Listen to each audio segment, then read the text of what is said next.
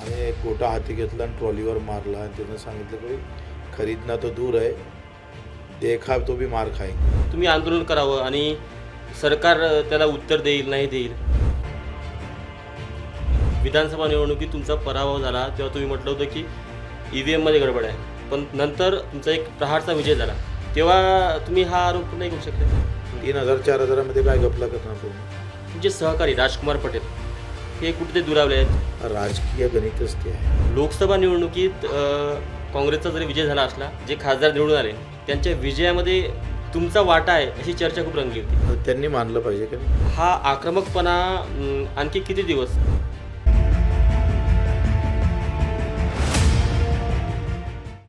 रक्तदान करण्यासाठी वजन कमी पडतं म्हणून खिशात दगड भरून रक्तदान करणारे, एवढंच नाही तर मुंबईत आतंकवादी हल्ला झाल्यानंतर रक्तदान शिबिर करून खून का बदला खून से असा उद्देश कायम ठेवत त्याचा निषेध करणारे, अमरावतीच्या कुरडपूर्णा या छोट्याशा गावातून कष्टकरी, शेतकरी, दिव्यांग बांधवांच्या समस्या सोडवत महाविद्यालयीन जीवनातली पहिली निवडणूक जिंकत राजकीय कारकीर्द सुरू करणारे, महाराष्ट्रासाठी अपना भिडू बच्चू कडू या नावाने ज्यांची ओळख आहे असे बच्चू कडू आज आपल्यासोबत आहे.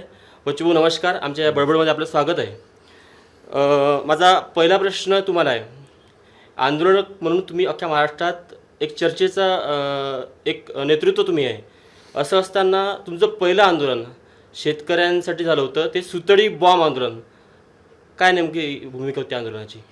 याच बिल्डिंगमध्ये जिथं मी बँकेचा अध्यक्ष आहे, याच बँकेनं 1,000 ट्रॅक्टर जप्त केले होते आणि जप्त केल्यानंतर त्या हायकोर्टातून सगळं ऐकून हारून वापस आले. हायकोर्टाने त्यांना सांगितलं की तुम्हाला पैसे भरावं लागेल. आणि मग ते खासदार, मंत्री सगळ्याकडे जाऊन आल्यानंतर मी तेव्हा तालुका प्रमुख होतो, सभापती होतो काही पंचायत समितीचा. तेव्हा माझ्याकडे आलं. मी त्यांना म्हटलं आहे का तुम्ही डॉक्टरला सोडून आता चपराशाकडे कसे काय येत आहे? आणि मग त्यांनी म्हणे आमचं तुमच्यावर विश्वास आहे वगैरे, असं तसं सगळं झालं.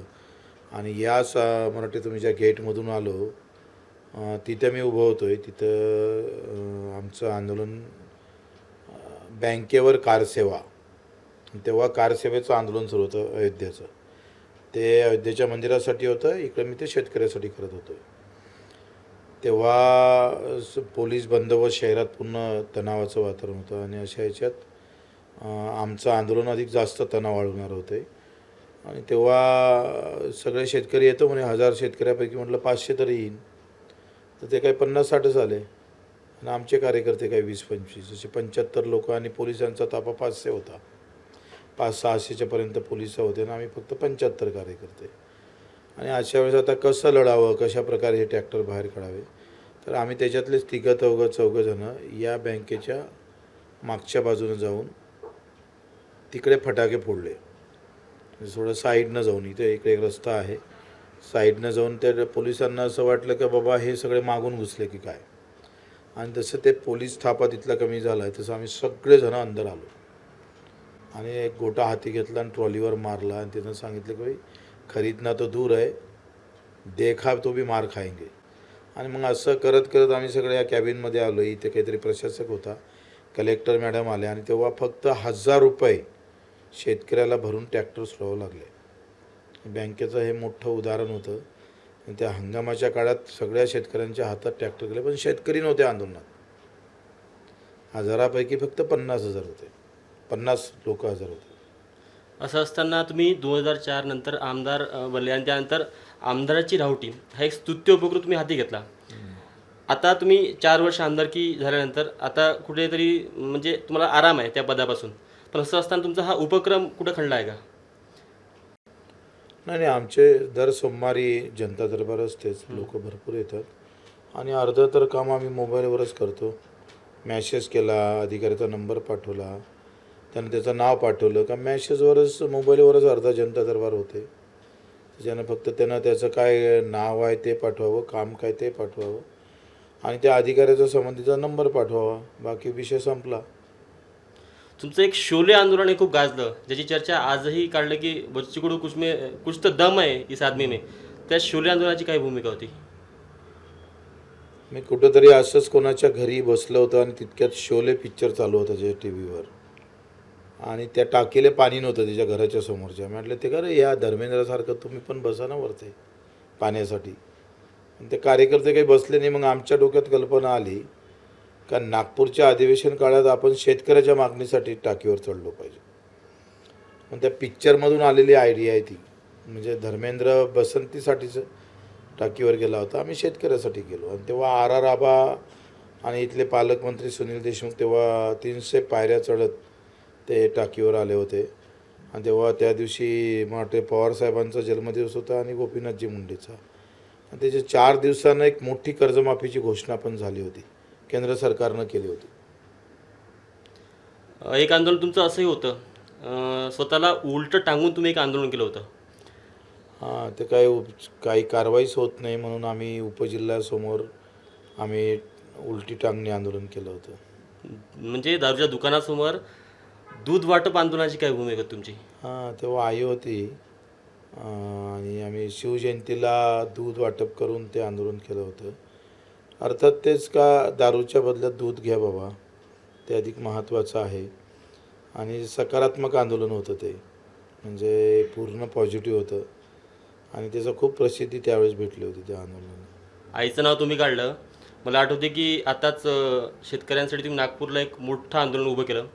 आंदोलन संपल्यानंतर म्हणजे तुम्ही मुंबईकडे निघाले, त्यानंतर गाडीत बसल्यानंतर तुम्हाला एक आईवर प्रश्न केला गेला, तेव्हा तुमच्या डोळ्यात अश्रू होते.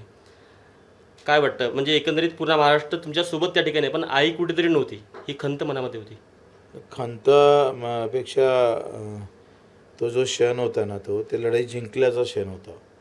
ते आंदोलन आम्ही जिंकलं होतं आणि मीटिंग लागली होती आणि मीटिंगमध्ये आम्हाला अंदाज येऊन चुकला होता का हे कर्जमाफी करण्याचं धोरण आता सरकारला घ्यावं लागेल. कारण आम्ही आंदोलन खूप व्यवस्थित ताकदीनं त्याला समोर नेलं होतं. आणि तो जिंकण्याचा वेळ ते आईचं नाव काढल्याबरोबर मला असं वाटलं की बाबा आई असती तर तिला किती आनंद झाला असता. त्या क्षणातला तो विषय होता, तो भावूक झाला थोडा. त्या आंदोलनाची जर भूमिका आपण पाहिली तर तुम्ही असं म्हटलं होतं की जेव्हा तुम्ही ट्रॅक्टर घेऊन गावागावातून नागपूरपर्यंत गेले, तुम्ही असं म्हटलं होतं की जोपर्यंत सरकार तिथे येऊन आमचा प्रश्न सोडवणार नाही किंवा आमच्या मागण्या मान्य करणार नाही, तोपर्यंत आम्ही माघार घेणार नाही. परंतु असं असताना सरकारने किंवा मुख्यमंत्री म्हणून देवेंद्र फडणवीस यांनी त्यांचं मूळ गाव नागपूर या ठिकाणी असतानासुद्धा त्या दिवशी मुख्यमंत्री, दोन्ही उपमुख्यमंत्री अमरावतीच्या एका कार्यक्रमाला हजर होते, परंतु तिथे येऊ शकले नाही. तुम्ही मागणी केली होती की सरकारने इथे येऊन आमचे प्रश्न सोडवावे. म्हणजे 2 मंत्री आले होते ना, सरकार म्हणजे काय प्रतिनिधी आलेच होते. 2 राज्यमंत्री तेव्हा होते आणि मुख्यमंत्र्यांनी आंदोलनस्थळी जावं ही या विचाराचं मी नाही आहे. कारण ही जर सवय पडली तर प्रत्येकजण म्हणून आमच्या आंदोलनात या, आमच्या आंदोलनात या. सध्या काय प्रोसेस आहे या तुम्ही जे मागणी केली आहे की 30 जून सरकारची आणि 1 जुलै आमची? नाही, आता सरकारच्या, मी या बँकेचा अध्यक्ष आहे, मला माहिती आहे. आता सगळी माहिती मागितली त्यांनी. बऱ्यापैकी 75% माहिती राज्यातून सरकारला गेलेली आहे. मला वाटतं फेब्रुवारी मार्चच्या पहिल्या हप्त्यात सरकार निर्णय घेईल कर्जमाफीचा. अशा एकंदरीत हालचाल येऊन लक्षात येतं.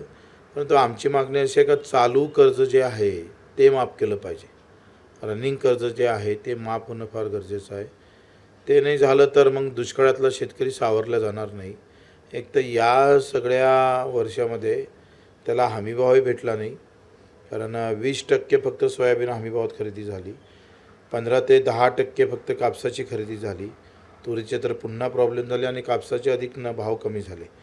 जे ड्रिल झालं पंतप्रधानाचं त्याच्यामध्ये पुन्हा कापसाचे एकंदरीत जे वातावरण तयार झालं त्याच्यामुळेच व्यापाऱ्यांना पुन्हा भाव पाडलेले आहे. आणि ते म्हणजे दुष्काळातही मेला आणि भावात पण मेला. त्याच्यामुळे हे चालू वर्षाचं कर्जमाफ होणं फार महत्त्वाचं आहे. आणि ते झालं नाही तर आम्ही 1 तारखेला 1 जुलैला एकही रेल्वेचं चाक धावू देणार नाही. इवन माणसं नसताना कुठलाही कार्यकर्ता रोडावर दिसणार नाही, पण चाक थांबलेलं असेल. त्यात एक महत्त्वाचा विषय होता की शेतकऱ्यांचं पेरणी ते कापणीपर्यंतचं हा भार सरकारने उचलावा. तो नियम पारित झाला आहे का? ते केंद्र सरकारचा मनरेगा जे आहे, आता जे काय जय रामजी की महात्मा गांधी रोजगार हमी योजनेचं नाव आता जय रामजी की केलेलं आहे. नाव बदललं पण त्याच्यातले निकष बदलले पाहिजे. खरं तर तुम्ही संत्रा लावायला, फळं झाडं लावायला 3-3 वर्षाचं MRGSमधून पैसे देता. कोरडवाहू शेतकऱ्याला का देत नाही? आणि ज्याच्या शेतामध्ये पाण्याची व्यवस्था आहे, जो विद्युतही गव्हर्नमेंटची वापरतं, पाण्यासाठी पण अनुदान घेतं, त्याला तुम्ही मनरेगा देता. पण कोरडवाहू शेतकऱ्याला, कपाशी उत्पादक, तूर उत्पादक शेतकरी, सोयाबीन उत्पादक शेतकरी याला का देत नाही? त्याला पण ते दिले पाहिजे. 3 वर्ष जर त्याचा खर्च तुम्ही सांभाळत असाल तर आम्ही म्हटलं होतं 3+3 म्हणजे संत्र्यासाठी वापरलं पाहिजे. तुम्ही विदर्भातले मुख्यमंत्री आहे. संत्रा 5 वर्षानंतर जो काही 3 वर्षानंतर त्याला देखभाल आणि पडझड, आता जे काही विदर्भातला संत्रा सध्या नष्ट होण्याच्या मार्गावर आहे, अशा वेळेस त्याला MRGSशी जोडणं फार महत्त्वाचं आहे. पर्यावरणाशी जोडणं फार महत्त्वाचं आहे. एका इकडे पर्यावरणाच्या झाडं लावले म्हणून काही निधी काही संस्था बळकवतं, इथं शेतकरी तर हजारो झाडं लावतं, लाखो झाडं लावतं, त्याला तो निधी भेटला पाहिजे. MRGSमध्ये दूध व्यवसाय जोडला पाहिजे, कारण दुधाचे भाव भेटत नाही ना. आता तर एवढी मोठी अडचण आहे का 1,00,000 कोटीचं नुकसान होणार आहे शेतकऱ्याचं एका वर्षाला. कारण आपण अमेरिकेतलं सगळं दुधाचे पदार्थ आयात करणार आहोत आणि ते 0 आयात करानं. म्हणजे तिकडलं जेव्हा त्यांनी निर्यातीला जर सबसिडी दिली अमेरिकेनं, काल पाशा पटेल बोलताना बोलले का अमेरिकेतलं दुधाचे पदार्थ महाग राहणार आहे, सोयाबीन महाग राहणार आहे, तिथली ढेप महाग राहणार आहे, पण निर्यातीला जर सबसिडी दिली तर आपोआपच ते कमी होईल. एवढं तर साधं सगळ्यांना समजतं, पण तो सरकारची बाजू घेत असताना त्याला किती बचावायचं सरकारला आणि शेतकऱ्याला किती पाण्यात पाहावं हे पाशा पटेलनं दाखवून दिलं. आमचं म्हणणं तेच आहे का आयात निर्यात धोरणामुळे माझा शेतकरी मरत असेल तर जसा अमेरिका असेल, रशिया असेल किंवा इतर जे काही देश आहे, ते हमी भाव जर कमी भेटला तर त्याला भावाचं संरक्षण सरकार देतं आणि अनुदान देतं. ते आमचे सरकार भारतातल्या शेतकऱ्याला का भेटत नाही? मुळात तुम्ही आयात जर आता खुली केली दुधाच्या पदार्थाची, तर मला वाटते अंदाज आहे 1,00,000 कोटीचं नुकसान दूध उत्पादक शेतकऱ्याचं होईल वर्षाला.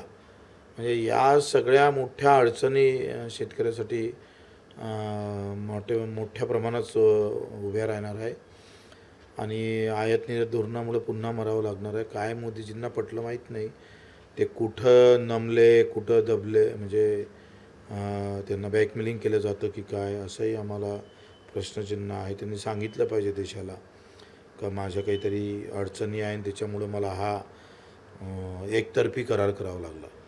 हा एकतर्फी करार आहे तसं पाहिलं तर, आणि विदर्भातल्या आणि मराठवाड्यातल्या शेतकऱ्यांसाठी फार मोठा चुकीचा आहे. कारण सोयाबीन सगळ्यात जास्त अमेरिकेत होतं, ते जेनेटिक होतं सगळं, ते पण दूषित सगळं सोयाबीन तुम्हाला इथे प्राप्त होणार.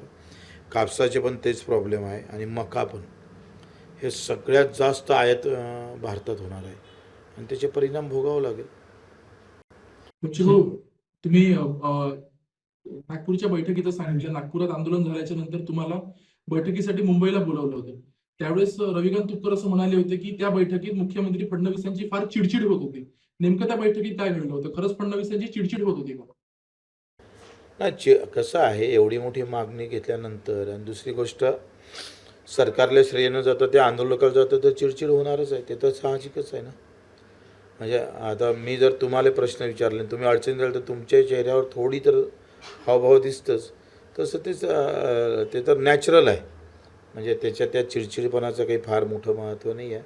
कारण 30 ते 35,000 कोटीचा तिजोरीत जर आपण हात टाकत असणार आणि ते शेतकऱ्याला द्यावं लागत असेल आणि मुळात शेतकऱ्याला देण्याची भावनाच जर सरकारची नसताना आंदोलनामुळं द्यावं लागत असणार, म्हणजे योग्य वेळी देणारं सरकार आम्ही 30 जूनपर्यंत आणून ठेवलं, याची चिडचिड तर होणारच आहे. ते स्वाभाविक आहे.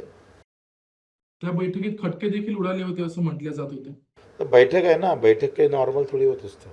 बैठकीत कुठल्याही बैठकीमध्ये चर्चा होतं, चर्चेमध्ये काही कमी जास्त होतच राहतं. त्याच्यानं तो काही विषय हाच आहे का 30 जूननं ते तारीख दिली.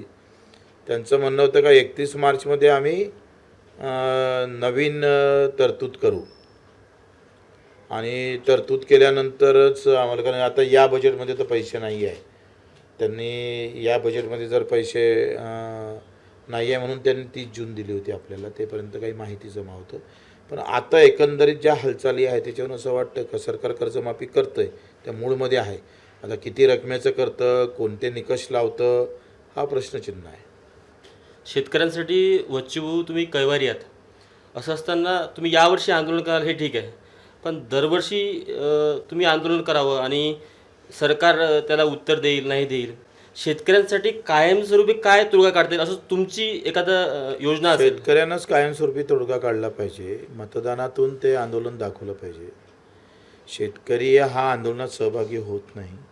पहिली गोष्ट झाला तर लगेच पळ काढतं, फार काळ टिकत नाही. पंजाबचा शेतकरी 1.25 वर्ष थांबला, 700 लोक जाग्यावर मरण पावले तरी तो हल्ला नाही. आणि इथं दुसऱ्याच दिवशी थोडं पाणी आलं तर 50च लोक राहिले.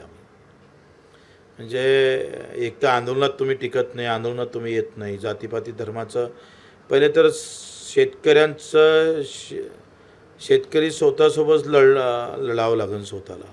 शेतकऱ्याला जेथपर्यंत स्वतःसोबत लढून बाहेर निघणार नाही. जातीचा एक मोठं फॅक्टर आहे, धर्माचं फॅक्टर आहे आणि मतदानात राजकीय फॅक्टर आहे. तर आता तुम्ही सांगा, पूर्ण निराशावादी अशा प्रकारची व्यवस्था असताना भाजप जिल्हा परिषदमध्ये आघाडी कशी घेतं? मुळात आंदोलन आम्ही करायचं, मतं मात्र भाजपले मारायची. कारण जाती धर्माचा गणितं लावून हे काही निवडणुका होतं आणि त्याच्याहून आम्हाला जे काही फसवलं जातं, हा मोठं आमच्यासाठी तर मोठे प्रश्न आहे. संताप का येत नाही लोकांना? 12 ते 13 शेतकरी रोज मरतात, आत्महत्या करतात. वाघांना आणि वन्य प्राण्यांना आतापर्यंत किमान 450 लोकांना मारलं, तरी संताप कुठं आहे? संतापच नाही आहे. आणि संताप नसल्यामुळं असं वाटते गरज आपल्याला आहे, शेतकऱ्याला नाही आहे, अशी अवस्था आहे. आम्हीसुद्धा कधी कधी विचार करतो, का बरं आपण शेतकऱ्याचं आंदोलन करायचं भाऊ? त्यालाच गरज नाही आहे, तो येत नाही. संख्येनं शेतकरी जास्त, कष्टात शेतकरी जास्त, उत्पादनात शेतकरी जास्त, मतदान शेतकऱ्याचं जास्त, तरी मरणारा शेतकरीच का आहे? हा प्रश्न आम्हाला पडतो, तो शेतकऱ्याला का पडत नाही? कारण या सगळ्या राजकीय लोकांनी त्याला जातीत व्यवस्थित वाटून घेतलं आहे, त्याला धर्मात वाटून घेतलं आहे. बटेंगे तो कटेंगे, नाहीतर फतवा मुसलमानाचा, हिरवा नाही तर निळा, भगवा नाही तर पिवळा, अशा ज्या बंधनात वाटल्यामुळे शेतकरी मुळात राहिलाच नाही ना. शेतकरी प्रॉपर शेतकरी म्हणून ज्या दिवशी जगन, ज्या दिवशी शेतकरी म्हणून मतदान मारन, तेव्हा बच्चू कडूला आंदोलन करण्याची गरजच पडणार नाही.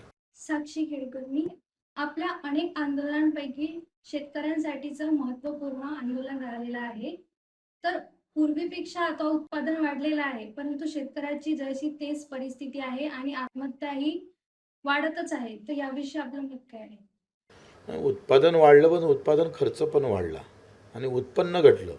स्वामीनाथन काय म्हणायचे का, उत्पादनापेक्षा उत्पन्न महत्त्वाचं आहे. तुम्ही पिकवलं किती याच्यापेक्षा पैसे किती खिशात आले ते फार महत्त्वाचे आहे. जिथपर्यंत पैशाचं गणित जुळत नाही त्यापर्यंत उत्पादनाला काही अर्थ नाही. मी पहिले बंडीभर कापूस घ्यायचा, आता मी ट्रकभर आणतो आहे, म्हणजे ट्रॉलीभर कापूस घेतो. पण बंडी एवढेच पैसे भेटत असेल, नफा भेटत असेल, तर त्या उत्पादनाला अर्थ काय आहे? उत्पन्न वाढणं महत्त्वाचं आहे. त्याच्यासाठी लढाई आहे ती MSPची, म्हणजे हमी भावाची. तुमच्या हाताला एक साडीची चिंधी दिसते, हां. त्याचा एक काहीतरी म्हणजे इमोशनल किस्सा आहे, ते काय नेमकं घडलं होतं? हां, मी जेव्हा आंदोलन करताना शेवटच्या टप्प्यात नागपूरला पोहोचत होतो, तेव्हा एक म्हातारी मला एक महिला भेटली आणि ती डोळ्यात पाणी आणत तिनं लगेच काहीतरी साडीचा पदर कापला, फाडला आणि ते मला लावलं. म्हणे, तू कर्जमाफीशिवाय परत येऊ नको. तेव्हा तर कर्जमाफीचा शब्दच घेतला आम्ही. आता माफी होईपर्यंत हा धागा आम्ही आठवण तिचं भावना जपून ठेवतो आहे आणि कर्जमाफी झालं तर तिच्या हातून सोडू. वच्चूभाऊ, तुम्ही कार्यकर्त्यांच्या भावना जपता हे अगदी खरं आहे. कार्यकर्ते तुमच्यासाठी जीव लावतात. मी एका घटनेचा साक्षीदार आहे. अमरावतीच्या प्रशांतनगर गार्डनमध्ये एक अपंगाने एक छोटा ठेला लावला होता, त्याच्या उद्घाटनासाठी तुम्ही पोहोचले होते. कार्यकर्ता तुम्हाला शेवटपर्यंत टिकून आहे, पण असं असं तुमचे सहकारी राजकुमार पटेल हे कुठेतरी दुरावले आहेत. सोबतच तुम्ही ज्यांना लोकसभेची उमेदवारी दिली होती, दिनेश भाऊ, हे कुठेतरी शांत आहे. काय प्रत्येकाचा व्यक्तिगत आपापला स्वभाव असतं, लक्षात घ्या. आता तर आम्हाला खूप अनुभव वाईट आहे. मी ज्या कार्यकर्त्याला 20-20, 25-25 वर्ष जपलं आणि त्याला जेव्हा माहीत झालं का मी आता प्रहारकडून काही राजकीय कारकीर्द माझी पूर्ण होऊ शकत नाही किंवा मी त्याच्या बॅनरखाली निवडू शकत नाही, तर त्यानं प्रहार सोडली ना, सहज सोडली. लगेच कोणी भाजपात गेलं, कोणी राष्ट्रवादीत गेलं, तिथं ते नगरसेवकही झाले. चांगली गोष्ट आहे. आखरी काय आहे का राजकीय गणितच ते आहे. जो जीता वही सिकंदर होता है. त्याच्यामुळं कार्यकर्त्यांनी म्हणजे आता काही मोठ्या पक्षांना कार्यकर्ते भाड्यानं पण घ्यावं लागतं. अतिशय वाईट अवस्था आलेली आहे. त्याच्यानं प्रत्येकाला लोकभावना, समाजभावना किंवा कार्यकर्त्याच्या भावना ह्या खूप जमीन आसमानचा फरक झाला आहे. नेत्यांच्या भावनेतही खूप मोठा फरक झालेला आहे. पहिले एक वैचारिक लढाई म्हणून राजकारणात येत होते लोक. जसं सावित्रीनं शाळा काढल्या त्या एका भावनेतून काढल्या, वेदनेतून काढल्या. आता त्या पैशातून निघत आहे. एवढा मोठा फरक आहे तो. म्हणजे पहिली शाळा जी काढली तिच्या तेव्हा भावना काय होत्या, तेव्हा वेदना काय होत्या, त्याची गरज काय होती, आणि आताच्या शाळा हे असाच फरक झालेला आहे. असाच फरक तुम्हाला सगळ्याच क्षेत्रात दिसतो. त्याच्यानं काही मला वाटतं जसं पाणी हे पाणपोई लावायचं आपण धर्मकार्य म्हणून, आता बिस्लरी आहे. हा फरक आहेच. त्याच्यानं फार कमी कार्यकर्ते जे वैचारिक किंवा याच्यासाठी लोक आता आम्ही रक्तदान शिबिर, हां बच्चू भाऊ आम्ही तुमच्यासाठी रक्तदान केलं बरं, म्हणजे परत उपकार आपल्यावर, रक्त जसं काही मलाच लागत होतं. ह्या ज्या भावना आहे ह्या वाढत चाललेल्या आहे. तो ठणकावून सांगतोय मी तुमच्यासाठी 40 डाव रक्तदान केलं, मी 2 डाव आंदोलनाला आलो होतो. छत्रपतीचा तो काळ म्हणजे तानाजी मुलाचं लग्न सोडून लढाले जातं. आता कार्यकर्ता बऱ्यापैकी म्हणजे सगळेच कार्यकर्ते अजूनही 10% कार्यकर्ते मजबूत आहे, ते अजूनही ह्या सगळ्या गोष्टी जपतं. पण 90% कार्यकर्ता काय म्हणते, हो पहिले लग्न करून मग कोंडाणा पाहुणा. ही जी लोकभावना ही समाजाची भावना तशीच आहे. समाजही तसंच आहे. हो समाजाला कुठं कार्यकर्त्याची गरज आहे. लोक म्हणतात लोकशाही वाचली पाहिजे, पण लोकशाही जपते लोक तर पाहिजे ना. लोकशाहीला जपणारे लोकच नाही आहे तर लोकशाही वाचन कशी. त्यांना समाज मनाही मेलेला आहे.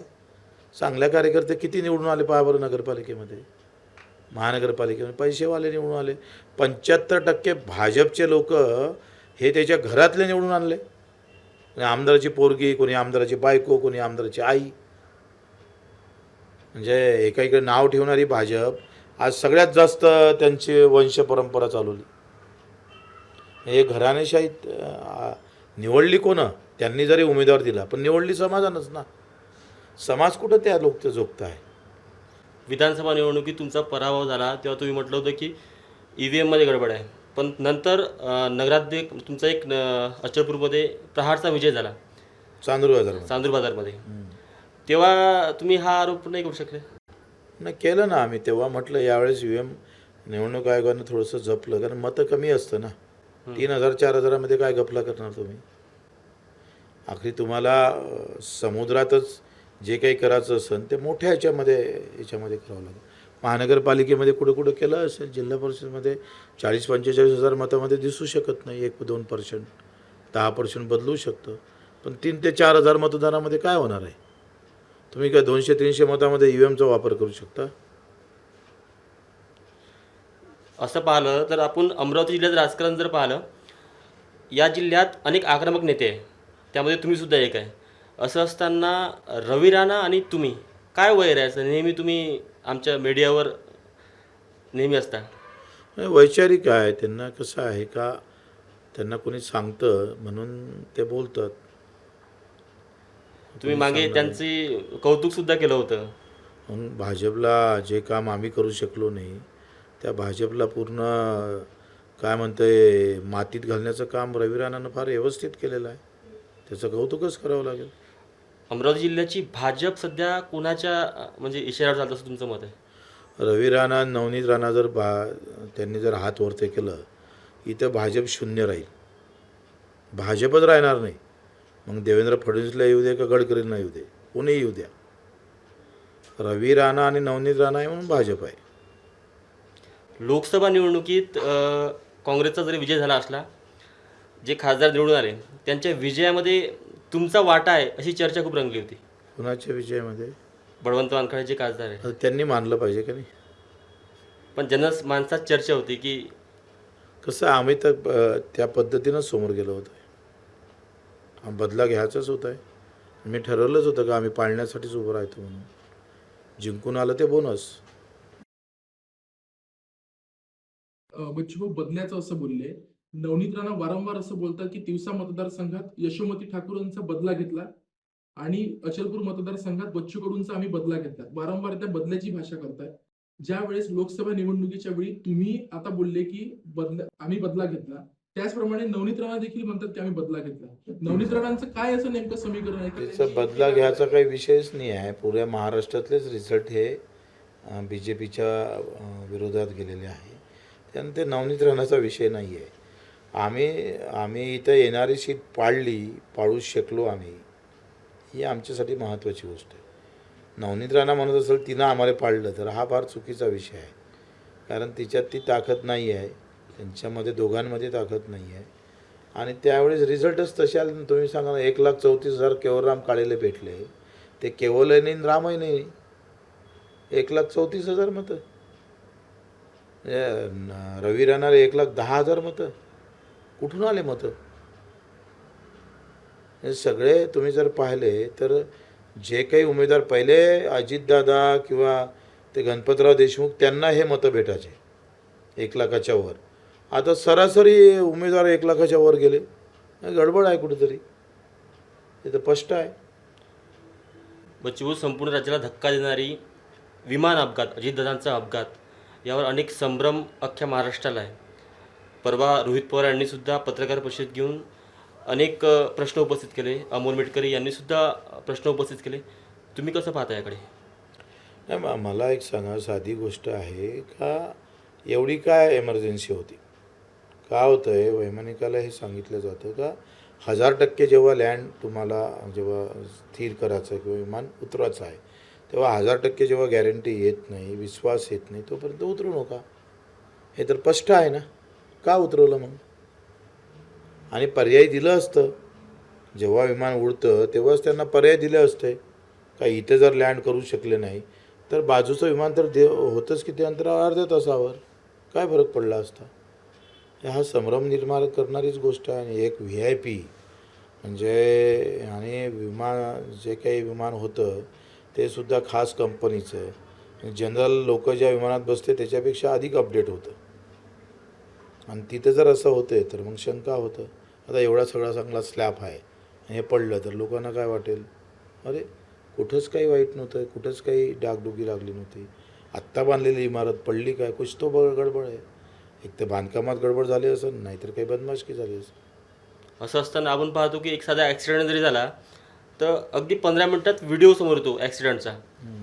एवढा मोठा माणूस असताना एक एअरपोर्टचा CCTV अजूनही बाहेर आला नाही. चौकशी डामडोल आहे कसं वाटते का? मला असं वाटतं का भाजपाचं राजकारण फार विचित्र पद्धतीनं जात आहे. मी त्यांच्यावर आरोप करत नाही त्यांनी मारलं म्हणून, पण लोकांच्या मनात हे डोकं आहे का बाबा भाजपनं तर गेम केला नसेल, देवेंद्र फडणवीसनं तर गेम केला नाही, असे संभ्रम लोकांच्या मनात आहे. त्यानं भाजपनं हे मात्र स्पष्ट केलं पाहिजे. त्याच्या चौकशा फार चांगल्या यंत्रणेकडे लावून, कारण त्याच्यामुळं भाजप बदनाम जास्त होत आहे. त्यामुळे ही जबाबदारी भाजपनं घेतली पाहिजे. बच्चूभाऊ, राष्ट्रवादीचे स्थानिक नेते आहे प्रमोद हिंदूराव, त्यांनी आज एका भाषणात असं वक्तव्य केलं की प्रफुल्ल पटेल यांचं एक काम होतं म्हणून अजित पवार दुसऱ्या दिवशी विमानाने निघाले, नाहीतर आधीच्या दिवशी त्यांच्या बॅगा देखील कारमध्ये टाकल्या होत्या, ते बाय रोड निघणार होते. ते तर स्पष्टच झालं ना. ते स्पष्टच झालं, कारण ते धान उत्पादक शेतकऱ्यांचंच काहीतरी, शेतकऱ्याचं नाही त्यांच्या मिलचं काम होतं. म्हणजे प्रॉपर ते काही शेतकऱ्याचं काम नव्हतं, प्रॉपर प्रफुल्ल पटेलचंच काम होतं. आणि त्याच्यामुळे ती म्हणजे ते कदाचित जर बाय कार निघाले असते तर घटना ठरली असती. सध्या देशात सुरू असलेली एप्स्टीन फाईल, या फाईलसोबत पंतप्रधान नरेंद्र मोदी यांचं सुद्धा नाव जोडलं जातं आहे. तुम्ही कसं पाहता याकडे? काय त्याच्यात काय नवीन नाही आहे ना, काय असू शकतं ना. आखरी मोदी काही म्हणजे ते पण माणसं आहेत, सगळेच नेते जर गडबड होऊ शकतं तर यांच्याकडून नाही होऊ शकत असा काही विश्वास त्यांच्या याच्या अगोदर एक प्रकरण आहेच गुजरातमधलं. त्याच्यानं तो काही फार मोठा या बाबतीत त्यांच्यावर विश्वास ठेवा असं काही व्यक्तिमत्व नाही आहे. असू शकतं. तुमचं एक आंदोलन वाटतं म्हणजे आठवतं की एका अधिकाऱ्याच्या कानशिरात लगावली. हा आक्रमकपणा आणखी किती दिवस म्हणजे कुठं नरमता येईल का? असं वयानुसार काही माणसाचा गुणधर्म जातं असं नाही आहे. झाड किती काही मोठं झालं आलं तर ते आंबाच देतं, ते आंब्याच्या झाडाला संत्रा लागत नाही. त्याच्यानं तो विषय नाही आहे. कसा आहे, राग हा काही जाणीवपूर्वक आणला जात नाही. म्हणजे काही बाबा मुद्दामून आपल्याला काही टी व्हीवर बातमी वाचायची म्हणून काही आपण करत नाही. तो क्षणातला विषय असतो. जसं नौकर भरतीमध्ये घोळ झाला, महापोर्टलनं मदत सगळं गडबड झाली होती. आम्ही IT संचालकाला विचारलं की तुम्ही लगेच माहिती मागून घ्या, वन टाईम 1 तासात तुमच्याकडे माहीत, तुम्ही IT संचालक आहे, त्याच्यानं तुम्ही हे सगळं माहिती. तर म्हणे आम्ही प्रस्ताव मागवतो. म्हटलं प्रस्ताव मागवायची गरज नाही. जो गोंधळ परीक्षा केंद्रावर झालेला आहे, एकाच बेंचवर 3-3 विद्यार्थी बसलेले आहे, इवन ते मोबाईल वापरत आहे, हे सगळं CCTVमध्ये हे झालं आहे, बंद झालेलं आहे. पण तो सांगत होता नाही आम्ही प्रस्ताव मागतो. मग आम्हाला आलं टेन्शन, उचलला लॅपटॉप. तर तो क्षणातला विषय आहे, लक्षात घ्या. राग आला पाहिजे का? कोणी म्हणून राग नाही आला पाहिजे. राग नाही आला तर मग तर कठीणच आहे. राग तर आलाच पाहिजे. राग ह्या खऱ्या अर्थानं क्रांतीचं प्रतीक आहे एक दुसरं. राग आला होता म्हणूनच देश स्वातंत्र्य झाला ना. हा राग येणंच आहे, गरजेचंच आहे. फक्त तो स्वार्थासाठी येऊ नये, जनसामान्यासाठी यावा, एवढाच विषय आहे. कधी असं झालं का की एखाद्या अधिकाऱ्याच्या तुम्ही कानशिलात बघावे नंतर वाईट वाटलं आणि मग अधिकाऱ्याला फोन करून सांगितलं की ते कामाच्या बाबतीत होतं की ते पर्सनली तुम्ही घेऊ नका? तसा वेळ नाही. शिव्या दिल्यावर 1-2दा असं झालं. कसं एखाद्या रागारागात आम्ही शिव्या देतो. आता एक काल त्या धाराशिवचा एक अपंग दिव्यांग 80% अपंग होता आणि तो तहसीलदार म्हणे तुम्हाला 2 पोरं आहे, मग पगार कसं सुरू करू? म्हटलं का तहसीलदार, थोडी लाज वाटते का तुम्हाला? तुमचे तलाठी जे आहे ते भाडेभत्ता घेतं का नाही घेत? मग राहतं का ते गावात? नाही राहत, तरी घेतो ना भाडेभत्ता. दर महिन्याला 7,000 रुपयाचं करप्शन चालतं, तिथं तुम्ही कारवाई करत नाही. आणि हा 80% अपंग असल्यावर त्याला 2 मुलं आहे म्हणून त्याला पगार देत नसेल, तर ही नालायकी अफजलखान वृत्ती डोक्यातून काढून टाका, नाहीतर आम्हाला येऊन तिथं मारावं लागेल. काय आहे, त्या घटनेवर आधारून आहे. ते बोलल्याशिवाय त्याला ते कळतच नाही. आजकाल संवेदना आणि भावना ह्या संपलेल्याच आहे. संवेदना तर दुरून नाही आहे, काही संबंधच राहिला नाही लोकांचा. त्याच्यानं आम्हाला बोलताना फार चांगलं वाटत नाही. पण ते तिकडे जो 80% वाला आहे ना दिव्यांग, त्याला पाहून आलेले शब्द आहे, लक्षात घ्या. आणि त्याच्यामुळे ही यंत्रणा किती नालायक आहे बघा. म्हणजे 80% अपंग असल्यानंतर त्याला मला फोन करावा लागतं त्या बिचाराला. बरं झालं माझा फोन होता, त्यानं तिथल्या आमदाराला खासदाराला नाही, मला डायरेक्ट फोन केला. त्याचा फोन लागला नसता किंवा मी तिथे उपलब्ध नसतं तर तो राहिला असता अनुदानापासून वंचित. दिव्यांगाचा विषय तुम्ही काढला. महाराष्ट्रामध्ये दिव्यांग मंत्रालय ही खूप मोठी म्हणजे कौतुकाची गोष्ट आहे, जी तुमच्यामुळे झाली. तुम्ही जर गुवाहाटी गेले नसते तर दिव्यांग मंत्रालय झालं नसतं. पण गुवाहाटी गेल्यानंतर अनेक आरोप प्रत्यारोप तुमच्यावर झाले. आरोप कोणावर नाही होत? तुमच्यावर आरोप नाही होत, सगळ्यावरच होते आरोप. हा प्रभू रामचंद्राला सोडलं नाही. अजूनही आपण म्हणतो कशाला त्या सीतेला अग्निपरीक्षा द्यायला लावली, काय गरज होती? संपला होता ना विषय, एकदा झाले होते ना, मग डबल का द्यायला लागली? आरोप नाही हा. छत्रपती शिवाजी महाराजावरही लोक आरोप करत असेल कदाचित. कोणाला सोडलं आरोप? बाबासाहेबाला ते करत असेल, अधिकही काही लोक करतातच, ते त्या विचाराचे नसणारे. विषय आरोपाचा हा नाही आहे, तो फार गंभीर नाही. हे आजूल फजूलच्या आरोपाला कोण न गिनणार आहे? त्यांची अवकात तरी काय आरोप करणार आहेत? विषय तो नाही आहे. मला समाधान त्या आरोपापेक्षा मंत्रालय निर्माण झालं ना याचं समाधान एवढं आहे. ते आरोप शून्य होतात तिथं. कसं आहे, आग जरी आम्ही जळलो असेल पण त्या आगीतून जर महाराष्ट्रच वाचला असेल तर त्या चटक्याचं काय करायचं? काही विषय नाही आहे. म्हणून हे आजूल फजूल जे लोंबडे चोंबडे असतात ना, हे आम्ही मनावर घेत नाही. तुम्ही मंत्रालयाची गोष्ट काढली. तुम्ही जेव्हा मंत्री होते तेव्हा एक प्रसंग असा होता की तुम्ही मंत्रालयाच्या गच्चीवर जाऊन लोकांच्या समस्या सोडत होते, निवेदन घेत होते. तुम्हाला वाटते का हा दिवस आणखी पुन्हा येईल? ते काय येऊ नाही येऊ, आमचं काम चालूच आहे, लक्षात घे. मंत्री होने के बाद ही काम कर सकता ऐसा नाही, थोडंसं चांगलं करू शकतो आहे. अधिकार भेटले तर, आता आमच्याजवळ अधिकार नाही आहे म्हणून आम्हाला बरेचदा त्याच्या खोळी अडचणी येतात. पण पदं भेटले, अधिकार भेटला तर तेच म्हणजे तसं गाडीला चाकं लावले. मी पैदल निघालो, पद भेटलं म्हणजे काय, तर गाडीला चाकं आले, म्हणजे त्याला वेग आला, त्याला अधिकार आला, हा फरक पडतं. पण आम्ही कुठं थांबलो आहे पडल्यावर आहे? पडल्यानंतर 80 गुन्हे दाखल आहे बच्चू कडूवर. एका वर्षात 80 गुन्हे दाखल झाले. जळगावला अलग झाले, चंद्रपूरला अलग झाले, अमरावती जिल्ह्यात 2 झाले, नागपुरात किमान 25 गुन्हे दाखल झाले. थांबलो कुठं आम्ही? त्याच्यानं आम्हाला त्याची काही, आम्ही ठरवलं आहे मराचं कसं आहे. आणि आम्ही असे काही कुत्र्या मांजरासारखे मरणारी औलाद नाही आहे. आम्ही लोकहितासाठी आणि राष्ट्रहितासाठीच मरू. जनरल एखाद्या अपघातात मेला बच्चू कडू दिसणार नाही, तो काहीतरी करूनच मेला असं दिसेल तुम्हाला. आणि ते आम्ही ठरवलं आहे. आपल्या जिल्ह्यात एक मोठा प्रकल्प सोपी हा प्रकल्प, यासाठी तुम्ही खूप मोठं आंदोलन छेडलं होतं. असं असताना तिथले स्थानिक आमदार जे आहे त्यांनी तिथला एक राखडीचा मुद्दा विधानसभेत मांडला होता, जे की स्थानिक प्रश्न सोडून तो प्रश्न एवढा महत्त्वाचा तिथल्या आमदारांना वाटला. कसं आहे, त्याच्या मागचं अर्थकारण आहे, ते समजून घ्या. काय महत्त्वाचं वाटतं, कसं आहे, आजकाल 75% 80% आमदार तर अर्थकारण, कारण त्यांना त्यांचं इस्टेट सांभाळायचे आहे, त्यांचा व्यवसाय सांभाळायचा आहे, म्हणून त्यांना आमदार व्हायचं असतं. त्यांना लोक सांभाळायचे, लोकांना तेच पाहिजे असतं. साहेब आले, साहेबाचा रंग आहे, साहेब मोठा आहे, पैसा देतं, आपल्या जातीचा आहे, आपल्या धर्माचा आहे. दुसरं काय राहिलं काय? लोकशाहीमधलं सगळं पतन होऊन गेलेलं आहे. राहिलं काय तुमच्याजवळ? किती सामान्य कार्यकर्ते त्या विधानसभेमध्ये गेले सांगा बरं. पहिले तर किती रांग होती सामान्य कार्यकर्त्याची. नाव घेता घेता बोट संपायचे. आता एक बोट असं एक माणूस दाखवू शकत नाही आपण. आता नुकतीच तुमच्या मतदारसंघातली एक बहिरम यात्रा पार पडली, ज्या यात्रेमध्ये वेश्या व्यवसायासारखे एक पूर्वी चालत होते, त्यावर तुम्ही एक आंदोलन छेडलं. आणि आता कुठे तुम्ही एक शंकरपटसारखे एक मोठे मोठे उपक्रम तुम्ही हाती घेत आहे. पुढं काय स्वरूप राहील असे तुमच्या उपक्रमांचं? फार काही वेगळं मुळात जे स्वरूप होतं ते बदललं, त्याच्यामुळं आता वेगळा बदल करायची काही गरज नाही आहे. कारण आता सगळ्या महिला गेलांची गर्दी खूप वाढत आहे. यात्रा यात्रेसारखी असली पाहिजे.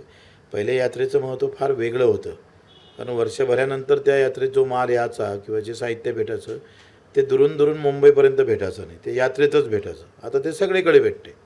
त्याचं महत्त्व आता काही फार त्या यात्रेचं जुन्या परंपरेनुसार फार काही राहिलेलं नाही आहे. आता फक्त ते मौज मजा, गेलो मटण खाऊन आलो, रोडगे केले, मटके काय म्हणतो त्याला, भांड्यातलं मातीतल्या भांड्यातलं जेवण केलं, याच्यात लोक खुश आहे. आणि गरीब लोकांना तेच मुंबई आहे. गरीब लोकांसाठी ती मुंबई आहे. श्रीमंत लोक 5 स्टार हॉटेलमध्ये मजा करतं, गरीब लोक यात्रेत करतं. ज्या बँकेचे तुम्ही अध्यक्ष आहात, त्या ज्यांच्या हाती होती अगोदर असे माजी आमदार वीरेंद्र जगताप, त्यांनी तुमच्या आईवर काहीतरी शिवीगाळ करल्याचं मागचं प्रकरण होतं. त्यानंतर तुमचे कार्यकर्ते आक्रमक झाले, त्यांच्या घरावर हल्ला करेपर्यंत कार्यकर्ते तुमचे ऐकत नव्हते. असं असताना अमरावती जिल्ह्याचं ऑल ओव्हर राजकारण जर पाहिलं तर राजकीय विषय सोडून परिवार असेल किंवा वैयक्तिक मुद्द्यावर जास्त होतं. अमरावती जिल्ह्याच्या राजकारणाकडे तुम्ही कसं पाहता? आता राणा परिवारापासून हे सुरू झालं. नाही तर अमरावती हा फार या सगळ्या संदर्भात फार चांगला जिल्हा होता. पण हे व्यक्तिगत आरोप जे झाले सुरू, हे राणानं फार सगळ्यांनाच त्यांनी त्या पद्धतीनं घेतलेलं आहे. त्याला माहीत आहे का याच्यातच फायदा आहे आणि लोकही त्याला प्रतिसाद देतं, म्हणून कदाचित त्याचा वाढलं. जसं वीरेंद्र जगताप, माझ्या आईवर बोलण्याचं काही, बच्चू कडूच्या आईला असं म्हणण्याचं त्यानं त्याचीच लायकी दाखवून दिली. माझी माय काय आणि त्याची माय काय, तो त्याच्या मायलाच जपत नसा म्हणून त्यानं आम्हाला असं म्हटलं असेल. आपण म्हणत आहात की मतदार हे जाती आणि धर्माच्या नावावर मतदान करत आहे. वरून बच्चू कडू म्हणतात की हे मताचे चोर आहे. नेमकं बच्चू कडू आरोप जनतेवर देत आहे की खरंच चोरी होत आहे यावर आरोप लावत आहे? चोरी आहे आणि सार्वत्रिक भावनाही तशाच झाले, दोनही गोष्टी आहे. त्याला एकच काही कारणीभूत नाही आहे. बच्चू, आज सकाळीच तुम्ही एक आरोप केला होता की भाजप हा विषारी नाग आहे. का बरं इतक्या विखारी भाषेत?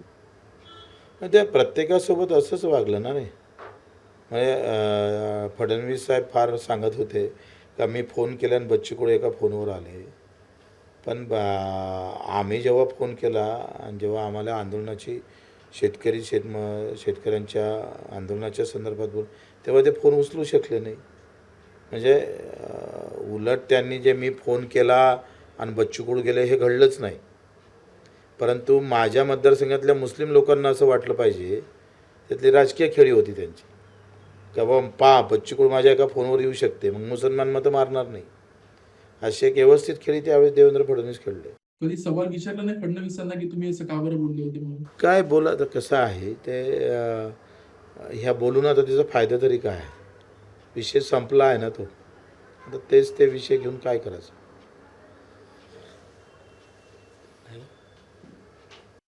आम्ही असं ऐकलंय तुमच्या लग्नाचा एक इंटरेस्टिंग किस्सा आहे. लग्न जेव्हा जुडलं होतं तेव्हा नेमकं काय घडलं होतं? जुडलं तेव्हा काही घडलं नाही, परंतु जेव्हा लग्न लागलं तेव्हा बरंच काही घडलं. लग्नात आम्ही सायकली वाटप केल्या, तिरंगा देऊन लग्न केलं, राष्ट्रगीत गाऊन लग्न केलं. गोरा खैरनार प्रमुख उपस्थितीत होते, त्यांच्या प्रमुख उपस्थितीत आम्ही लग्न लावलं. हा वेगळेपणा होता. तुमच्या या राजकारणात तुमच्या पत्नी नयनाताई कडू यांचं सध्या सक्रियता खूप वाढलेली आहे. त्या नाही, ते इकडे सक्रियता नाही आहे, तिचे 1-2 स्टेटमेंट गाजले. हां. ते काही राजकारणात सक्रिय नाही आहे आणि कधी राहणारही नाही.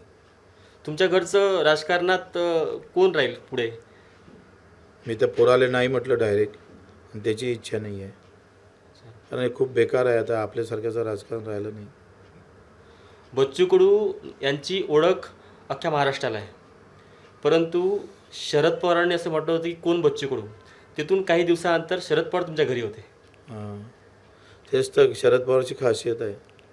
त्याला शरद पवार म्हणतो ना.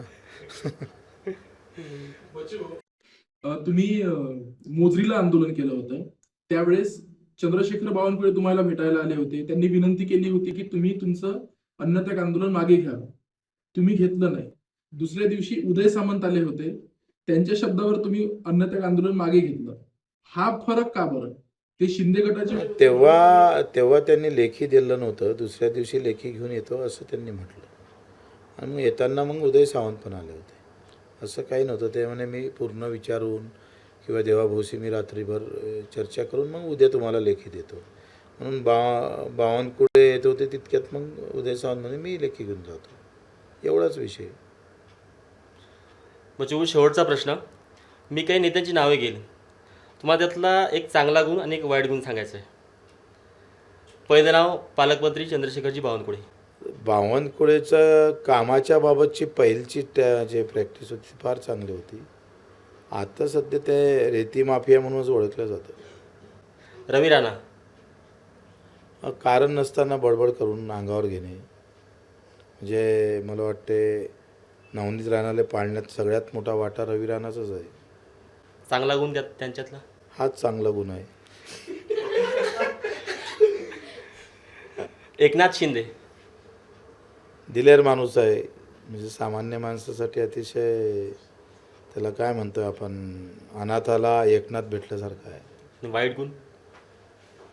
वाईट गुण बंडखोरी हाच आहे. त्यांनी नाही करायला पाहिजे ती बंडखोरी. प्रवीण तायडे. ते काय विचाराजोगतं नाही. आता तर आला तो, त्याच्यानं काय वाईट आणि काय चांगलं आहे माहीत नाही. यशोमती ठाकूर. शब्दाले फार पाळणं असं काही दिसत नाही. शरद पवार.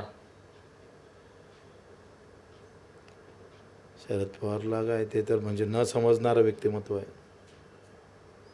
त्यांना ज्यांना जे शरद पवार समजले ते राजकारणात धुरंधर झाले. त्यांना काय वाईट आणि काय चांगलं असं शोधणं शरद पवार फार मोठं मुश्किल काम आहे. अजितदादा. कामाचा माणूस, कार्यकर्त्यासाठी मरणारा माणूस म्हणून आम्ही त्यांच्याकडे पाहतो. खूप प्रचंड कार्यकर्त्याला जपणारा माणूस आहे. जेवढं माणसालाही जपलं, कामाला जेवढं जपलं ना दादा ना, तेवढं कार्यकर्त्याला पण जपलं. तुमच्या पत्नी नयनाताई कडू. ते तर गुरुस्थानी आहे आमचे. एक चांगला आणि एक तर पत्नीमधलं काय, सगळं समजदारी ही फार मोठी गोष्ट आहे. तिनं समजदारी घेतली नसती तर आम्ही झिरो राहिलो असतो ना. राजकारणातला गंध नाही, पण राजकारणा माणसासाठी ती वेळ तेवढी समजदारी घेता हा फार मोठी गोष्ट आहे, विषय आहे. शेवटचं नाव राज्याचे मुख्यमंत्री देवेंद्र फडणवीस. फार धूर्त माणूस आहे. चांगला गुण शोधून मला वाटतं अभ्यास करून शोधावं लागेल. आणि डॉक्टरला बोलावून शोधल्याशिवाय त्यांचे चांगला गुण सापडणार नाही. हा राजकीय प्रवास असा सुरू राहत असताना पुढची रणनीती कशी असणार? ते काही सांगितले तुम्हाला तर मग कसं माझा प्रॉब्लेम होईल ना.